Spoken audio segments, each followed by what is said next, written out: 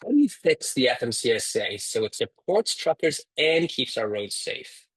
Schmidt's been a trucker for over 30 years. He wants to run the FMCSA, and he's joining us today to tell us how he would improve the agency if he gets the top job. Thanks for joining us, Lee. Thanks for having me.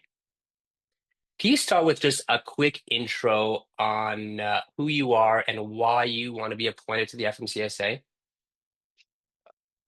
Lee Schmitt, truck driver of over 30 years, uh, over 3 million miles accident safe free miles. Um, in almost every aspect of the industry is where I started. Van, reefer, you work your way all the way up, and now been doing super loads, oversize. I know the regulations. I know the regulation process, and they've had 19 administrators there in the last 25 years. Six have been appointed. The other 13 have just filled in, been moved around. And that's one of the reasons why I think I would be a good fit. I'm a truck driver. I live by these rules and regulations. So I know how they affect us out there. Thank you. And that seems to be, so key. Someone who knows the industry and is affected by these regulations would have a totally different viewpoint when it comes to enacting this policy. With so many of these, I think you said 19 over 25 years, that's a lot of turnover. Yeah. Have has there ever actually been someone who's driven a truck in charge of this agency? Not that I know of. I mean, we've delved into quite a few of them, but I couldn't find anything where they've actually done an over the road job. Well, maybe it's time for that to change. I mean, it seems like the obvious thing, someone who's affected by it and knows the industry from the inside out would have a different viewpoint on what matters and maybe what shouldn't be prioritized. And see, you're out of Canada. A lot of things what we do down here affect you guys up there also. You Oh have your yeah, own regulations, but you still basically follow what the US has. So if absolutely. they could make change down here, it might affect things up there. No question. I mean, our economies are intertwined so much. So many of the truckers here do cross border just because, I mean, of how intertwined those economies are and how much of our trade, I mean, it goes both ways, but realistically, you're the bigger economy, you're the bigger market, bigger population. A lot of what happens in Canada is impacted what happens in the States. We put our own ELD mandate in place a number of years later, a contentious topic, certainly in the trucking industry, but there's a lot of homogeny and, you know, what America does impacts the world. It certainly impacts your biggest trading partner and neighbor. On this topic, I know you think a lot about what needs to change at the FMCSA, but do you think they're doing anything right? What are they taking the right approach on? They're finally, after years of drivers going after them and talking about the broker fraud and everything else, they're finally addressing that down here in the States. I want to say it was within the last 2 months, they did a 17 state raid and went through and started making sure brokers and everything were right. So, and they're attempting to put a new system in place for the UCR and everything else. So finally, they're listening and they're doing something. It's just not going to be done and implemented, I don't think, until the end of this year. Yeah, the speed of government, Yeah. never very fast. The money gets spent, Yeah. but the change, maybe. Not everyone knows about the UCR items. Can you expand on that a little bit more? Because obviously it's pretty big to truckers, but please let me know a bit more about that. I don't know a whole lot about them, so I can't really explain about it. Oh, So okay. I know it's the unified carrier registration, and what I do know is it's a place where everybody that would sign up and put everything in that the government says, okay, you meet these qualifications, and this is where it is, whether it's brokers and carriers and everything else. Yeah, That's about yeah. the gist that I know of it. Well, we live in such a digital world, and I come from a tech background, and I work in a tech company in trucking, but it's always kind of mind-boggling, that the registrations exist. All these systems exist, but why are they not talking to each other? How come it's so hard to crack down on the fraud? It seems like it doesn't have to be this difficult, but I mean, at least That's there's progress. government. There is a system out there that's private, And we brought him to Matt's last year. Dale Prax had a system that automatically checks everything, and it's private. He developed it, went to the government, and they're like, "No, we'll develop our own." He's already got it made. It is so yeah, it's a snail's pace of government. Yeah, I mean, in my own experience, if they haven't spent $50 million extra or $50 billion extra and taken a couple extra years to do it, uh, it's not a government-run project. Right, right, right. Okay, so they're doing a couple things better, and it's really key, to make this progress. But obviously, there's a lot of things that the FMCSA hasn't taken care of. What are the biggest issues that the agency hasn't addressed that it needs to take care of? The biggest number one issue is safety on the roads. That was Mm, their sole reason for being in existence. Um, Short, brief history. ICC was in charge. DOT was created in '66. ICC was kept in charge. They were shut down in '96 because of corruption. '99, they created the Motor Carrier Act of '99. They created the FMCSA. Their sole mission was safety on the roads. That it's in the first page, it's everywhere. It says in there, you need to get the crash ratings down, you need to do this. This is where you should be. They have lost their way because over the years, they have brought everything with them why the ICC was shut down. They were corrupt. Okay, you bring every regulation that the ICC has and put it in this little book that we have here, and then you turn around and add more regulations, and then the government keeps doling things on them to give out grants for this and that. Your job is safety. That is your priority. And they've lost their way because there's too many people at college educated, master's degree, bachelor's degree, that say this all works. Let's do this regulation. This will help with the safety, but they don't understand the real outcome. So that's what I would be bringing yeah, is I can show you what you've done wrong, which wouldn't take much to fix some of these things from our perspective, and it would help. yeah. So what I'm hearing is there's maybe good intentions here. It's sort of the theory of what should be done to make the industry safe, but it doesn't always work that way. It doesn't Right. always get enacted that way. And that's probably what's missing when you aren't or you haven't spent time in the driver's seat, or even if you've worked as a dispatcher or worked in a trucking capacity in any way, all you've got is sort of that theory and the echo chamber of government. And you pat yourself on the back and you say, we enacted this, we passed that legislation, but the results maybe aren't coming out the way we want. And some of the things that they do have good intentions with some of them. But by the time they enact them and they get them figured out, and then everybody has to add their little safety thing into this, time has passed. Yeah, That's not going to work anymore, what you come up with. You need to and some of the people that might be at the FMCSA did work in trucking somewhere as this something. yeah, All right, you've done that how many years ago? Things are changing so fast in this industry. yeah. So, Yeah, they're not. I mean, that's probably an affliction across governments, usually yeah. not keeping pace, especially with how quickly things move with tech and the world. It's just, I mean, it's not a speedy process. And sometimes that's good. You don't want to pass legislation and make changes without thinking about it, but we're kind of in this all or nothing state, and we need to maybe get a little leaner, a little bit faster, and adapt a bit better when something we've tried Yeah. doesn't come out the way we want.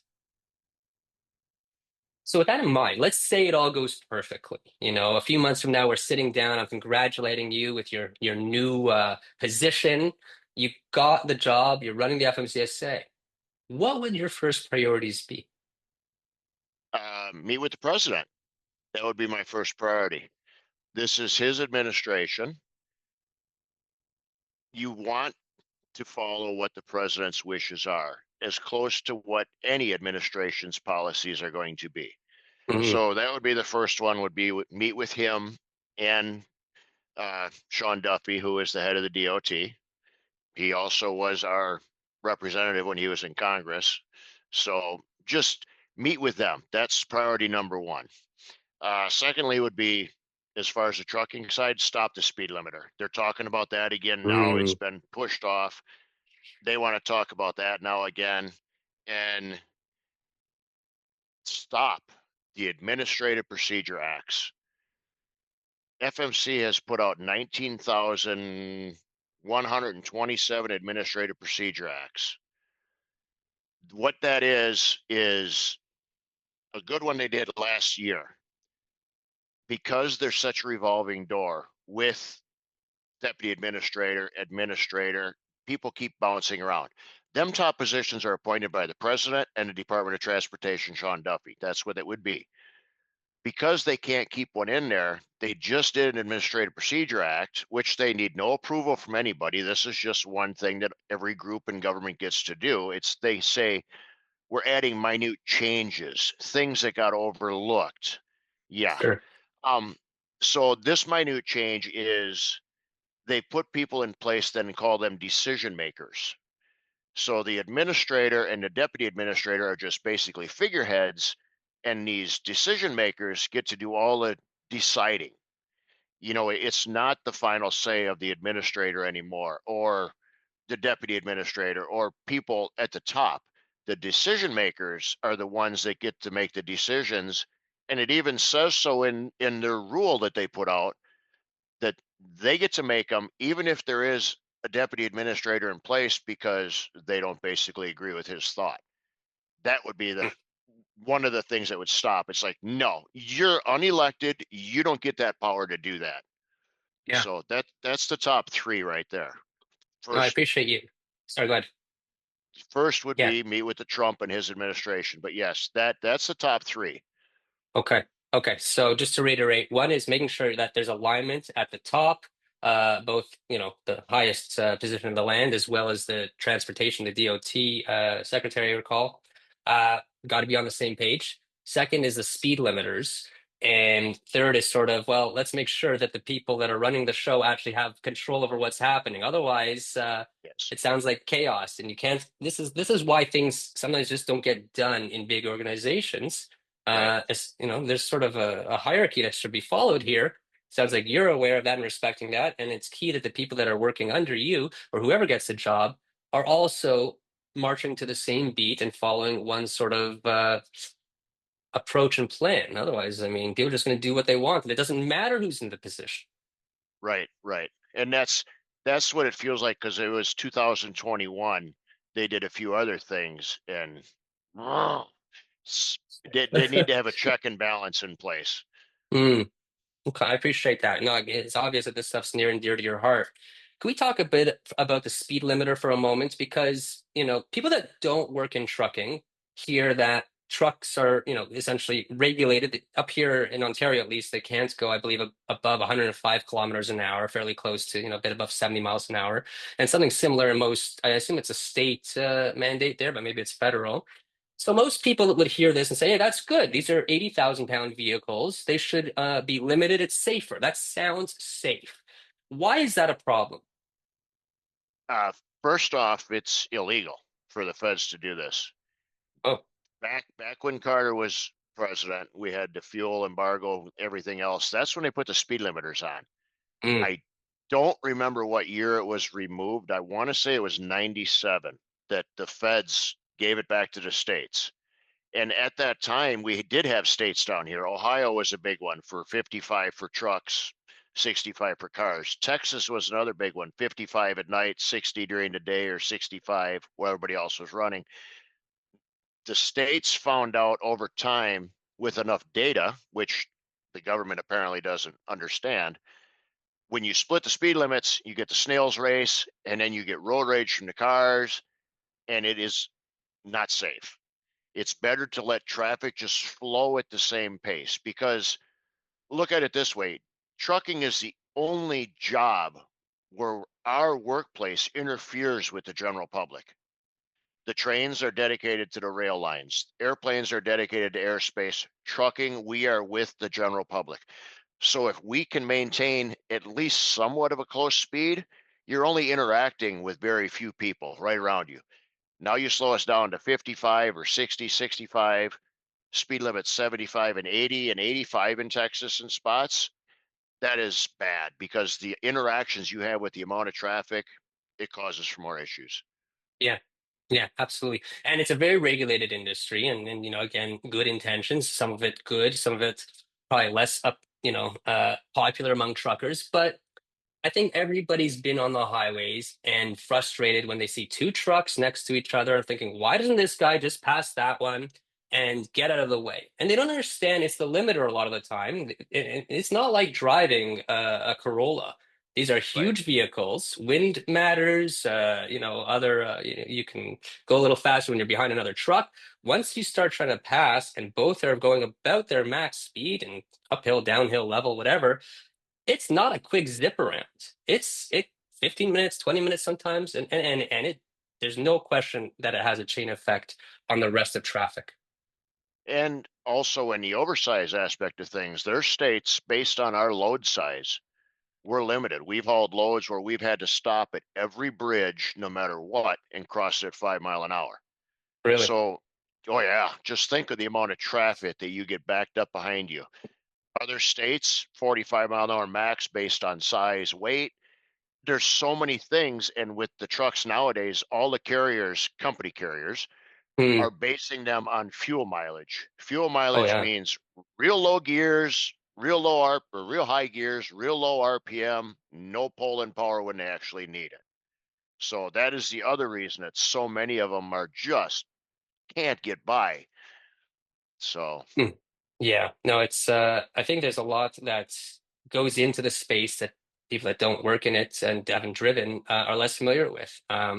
Nobody likes seeing bare shelves. We saw it sort of early mid-COVID. It probably got a lot more attention on trucking for most people than has ever been in their lives before. All of a sudden, you can't get oranges, you can't get this, you can't get toilet paper.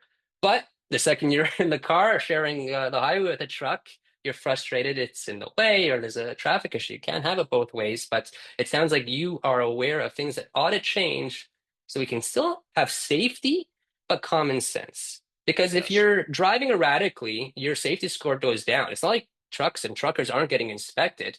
So maybe we can still have the safety without making it so challenging to navigate the routes, especially for truckers that have been doing this long enough and have good safety scores. yeah. That Uh, brings to mind different countries, and I know you didn't. I had a list of questions just so people are aware. Um, One of the questions you didn't bring up or wasn't addressed is how you could adjust this with hours of service. There's been studies done. I would The last time we did a sleep study in this state was 1980 something in this country. They're basing data on that for our hours of service and stuff like that. There's other countries that have been running ELDs. Australia runs a I don't know a lot about it, but it's a tiered system based on experience. Time behind the seat allows you to drive more hours in a day and different equipment. This country, it doesn't matter. If you get your CDL, you can just go. That's wrong. There needs to be something for people that have been driving longer with more experience to have more flexibility. And we've lost that. And that would yeah, be a safety issue. yeah, and it's common sense, or it seems like it's common sense. And again, I think this is where we come back to the idea of regulating. And just for anyone that's watching that's not aware, so when Lee mentions hours of service, there's a certain amount of time a trucker can be on duty. There's a certain amount of time they can drive before they have to take breaks or sleep before they can get behind the wheel. And that sounds good because you don't want someone driving an 80,000 pound missile if they haven't slept in 24 hours. But it also causes rushing when you have to be somewhere you're about to run out of time. You haven't found a parking spot. There's not always a parking spot, or you're a few minutes from home. It's a blunt tool that either you're compliant or you're not. And I think what Lee's saying is not get rid of it all, just if you've proven trustworthy and you've been doing this long enough and you can be trusted, okay, we give a little more flexibility there so there's less rushing when you're fighting against the clock and about to run out of time. Yep. Yep. That sounds reasonable to me. To change tack a bit here, you mentioned fraud earlier, and this is something I wanted to ask you about because the last couple of years, fraud in trucking has like exploded. There's a lot of identity theft, and we're in a digital world now. or more of a digital world. So it's easier for sophisticated hackers and bad actors to impersonate and do identity theft in order to, double broker a load or do cargo theft. And obviously, it's hurting truckers. It could ruin your livelihood if it happens just once, but the entire industry, brokers, shippers, everyone is impacted by this, and it's even creating more mistrust. Is it the FMCSA's job to address fraud? And if so, how do you get this under control? Did you say address fraud or address brokers? I didn't hear Sorry, that address word. fraud. Address fraud. Is it Address the fraud. FMCSA's? Yeah. Is it their job to address fraud? And how do you stop In this? in my own opinion, and this is my own opinion, FMCSA should have nothing to do with brokerage whatsoever. They're a Hmm. safety organization. But Congress gave them that authority when they shut down the ICC and Surface Transportation Board. So that is something that they have to deal with. Should they address the fraud? You damn right they should. Should they? One thing I would do is how many people are working on giving out DOTs? There's 1,000 employees there. How many people work in each sector of this business? It's a big building, been there many times. Every No DOT numbers given out. There's a freeze on DOT numbers right now. You're going to take these employees, you're going to go back through, you're going to check to make sure every one of these DOT numbers are verified. Is there a business there? Or is it like we had, I want to say it was 30 some DOTs in a mailbox in Wyoming, in California, 50? Physically see if there's somebody at that address. If there's no business there, DOT number shut down, shut it off immediately. That's one way to attempt to start. But Yeah. should they be doing it? It's not safety. I don't think. Yeah. See, and that's where it falls under. They've lost their way. So Yeah. Yeah. And if not them, somebody though. I mean, somebody this needs to do it. Yeah. absolutely. Yeah. I think you make a good point on that front because all of these data points exist somewhere. I mean, brokers and shippers have a tremendous number of resources with RMIS and Carrier 411 and all these tools that tell you the moment a carrier's insurance lapses or something changes and you can't hire them. If all those systems can be made, and a lot of them, sometimes it's built privately, but they're all pulling data from other databases. It's not impossible to do this. And there's Well, it's a fly, safety issue too. right? How many of Yeah. these carriers, how many brokers are from another country just running it on their computer here? You need to Yes. make sure that these brokers are in the United States or at least North America, Canada, because it's a cross the border deal. Sure. But drivers shouldn't be getting brokered from a dispatcher in Sri Lanka and stuff Yeah. like that. Yeah, it's much harder to enforce it. And it makes me think about also these, this has been an issue for years, these sort of fly-by-night brokerages that they open up, eventually they don't pay the carrier, they come up with this excuse, that excuse, then they shut down and they open up again. I mean, it's the same person registering it. Don't give that person another authority. How hard is this? Like, it seems like there's a lot of low-hanging fruit here without a will to stop it, or I don't know, they haven't come to the same conclusions. Maybe I'm oversimplifying it, but No, it you're seems like you're they're not you're doing right enough. on. They're Yeah, not, and this new system that they were coming out with, it was supposed to be if something elapsed, if you had somebody posted against your bond or whatever, if your DOT was shut down immediately. The way yeah, the system is now, you have 30 days to argue and dispute it. Well, that was something that was supposed to be in effect now under these new right. changes that they're making, but that's what they're postponing for another year. Yeah. And, I understand there's a lot of powerful lobbying and it's important to get it right because certainly, like, look, there's bad actors in every role, broker, shipper, trucker, but a lot of people that are honest in most of those roles. And you don't want to catch honest people up when you make a change like this. But the status quo is hurting people and delaying it another year. And who knows if they're going to do that again a year from now, or it's going to be so watered down that's ineffective. And we have the same problems with fraud and the same companies closing and reopening and hurting good, honest workers. You got to do something. I mean, pull the trigger, have some say a word that may be not appropriate here. Just have some balls, for God's sake. Make a decision, protect the industry. That's your mandate, and adapt. Move a little faster. We have to change things because too much of this is ruining honest companies' livelihood and adding to the mistrust between brokers and truckers, which is already enough of a problem Yeah. when people should be collaborating. And that word is approved down here. Also, spineless is another one. All right, I appreciate it. I appreciate it. Channel my inner American here. Yeah.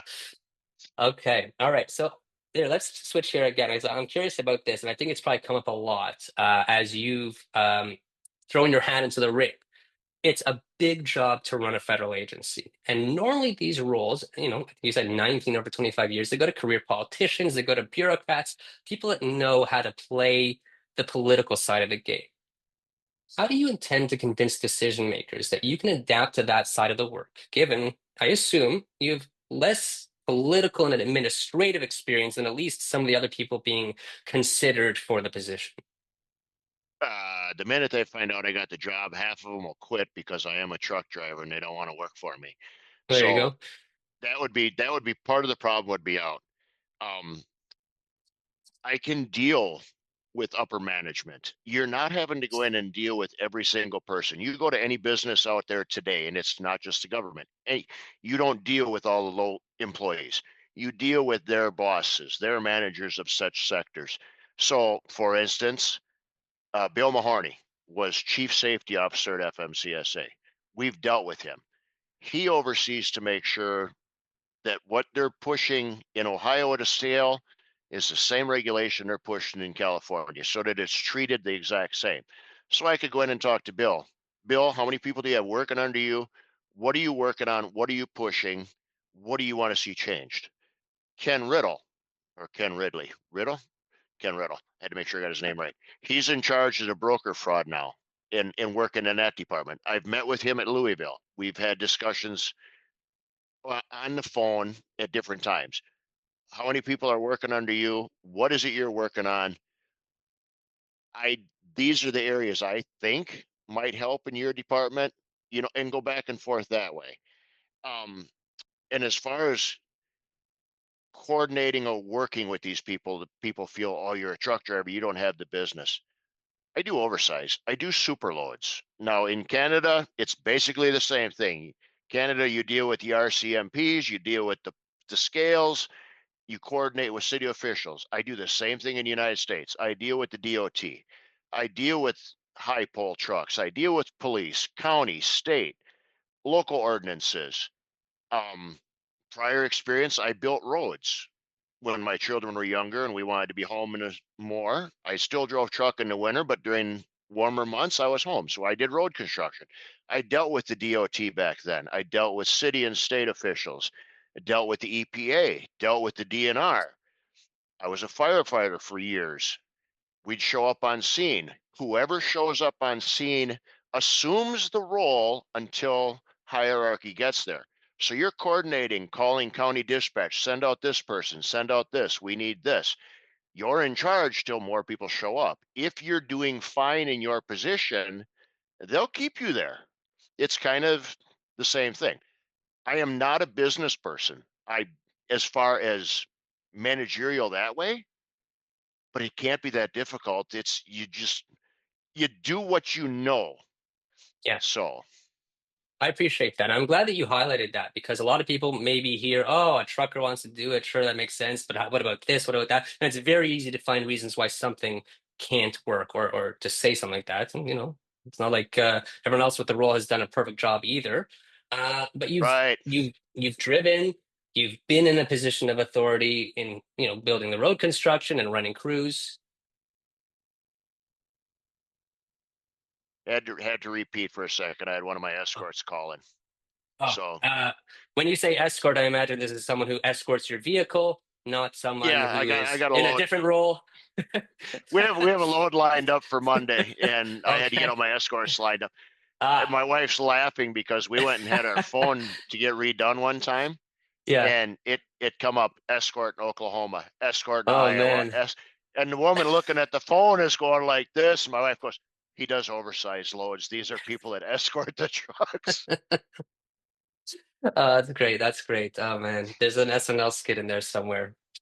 But yeah, that's very funny. I just wanted to say, I think it's really good that you're sharing that you have this other experience. Yeah, you maybe didn't follow the traditional business path, but r number one, running a trucking company successfully is a lot of work. You worked as a firefighter, coordinating crews, coordinating with other departments, coordinating with the DOT, and you've done the same thing in construction. So it's not like there's no experience coordinating with various other branches, managing crews, managing people, and that's, it's a transferable skill Yeah. just as would be needed if you're going to be in a position overseeing this organization.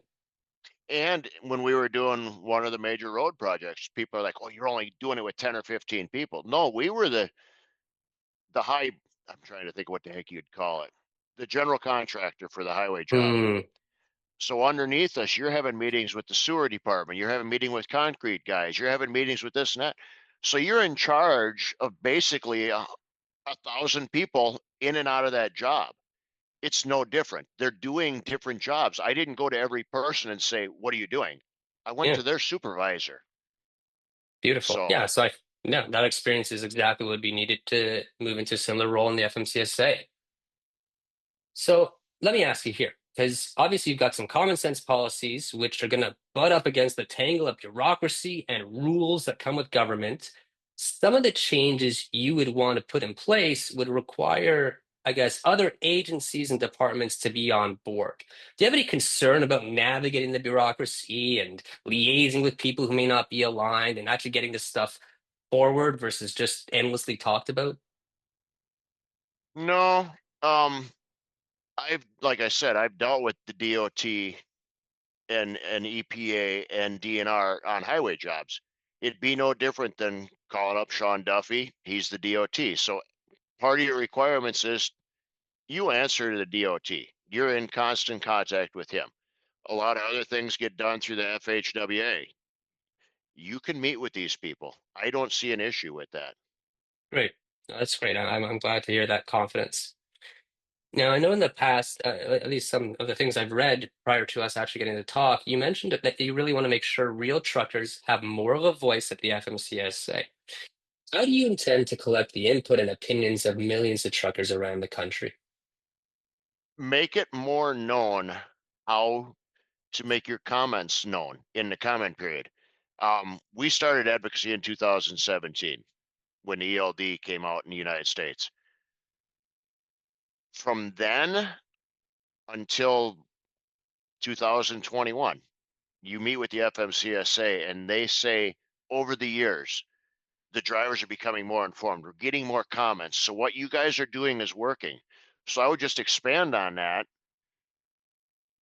There's money that they send out for ridiculous commercials. Why not start using some of that money to put it on certain things that drivers listen to or Mm, spots on X?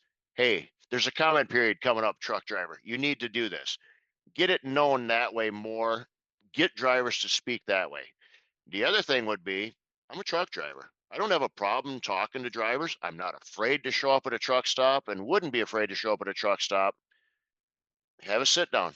Just show up. Hey, what issues are you dealing with? What do you want to have worked on? The thing you'd have to do is it would have to be recorded because you couldn't go somewhere and then say, "Oh, he's the administrator. We can use this against him now." No, I'd still would be a government employee at that moment. And to cover sure. my butt and yours, conversations recorded because government has to have everything has to be recorded anyhow. Yeah. So that would be another way.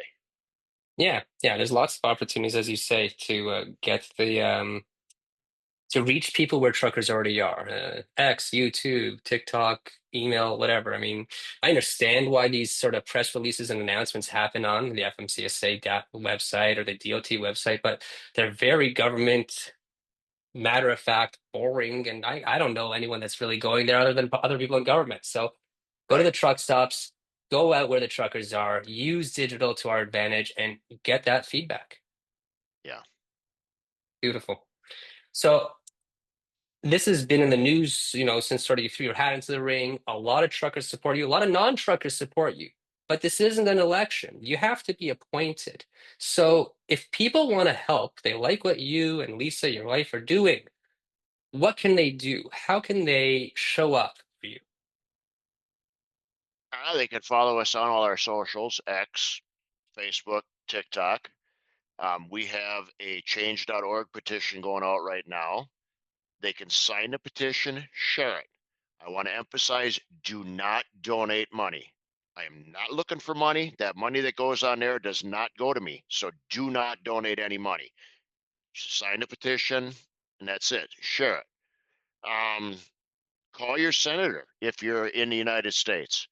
Because the president appoints this position, it has to be confirmed by the Senate. If enough senators throughout the country start getting phone calls from their constituents that say, hey, Lee Schmitt would be a good in this position, it's it still has to go through the president first, but the more people talk about it, and we are known in DC to multiple congressmen, multiple senators, just because we've gone up there so much. So I think if they start hearing it more, they're like, I know that name, and it would ring a bell. So Excellent. Okay, that's great. And I'll get all of those items from you so that when we post this, we can show all of your different handles and where the change.org petition is so that people can take advantage of those links easily. On that note, if you want to reach you, what's the best way to get a hold of you? Do you have an email set up? I mean, questions, comments, how do they get them over to you? on our social, Okay. we're on that all the time. I'm pretty simple to get a hold of. I answer back. If it's something that's real smart asked, I get a smart ass answer back, and I block them. If they want to honestly talk to me and have a conversation, I will talk to anybody. Does not Yeah, bother me. beautiful. Yeah, and I've seen you very active in the replies of these videos as well, which I think is excellent. It's you're walking the walk and talking the talk. Yeah. What else do you want truckers to know that I didn't ask about? I can't be bought for starters. Well, I I've like been doing that. this 30 years. When this position, if I get this job, when I am no longer needed, I'm going back to driving a truck. I enjoy what I do. I'm at the point in my career. I don't have to take a load, just take a load. We take loads to enjoy it. I haul big stuff so I can be choosier on what I do. I'm older. I want to be home more, but I still drive truck. Mm. So for starters, I can't be bought. I will go back into the truck after any regulations or anything has changed that I'll have to drive under whatever I do. Um, I don't know. I'm not that old. So I am, but I'm really not. I, Yeah, the biggest thing I guess is I can't be bought. I'm still a truck that's driver. good. No, I love that. I love it. I think that's the whole reason that this whole thing makes sense. Hopefully, it makes sense to the people that make the decision, but that's what we're trying to do here. Do you have any other thoughts or comments you'd like to share before we wrap up?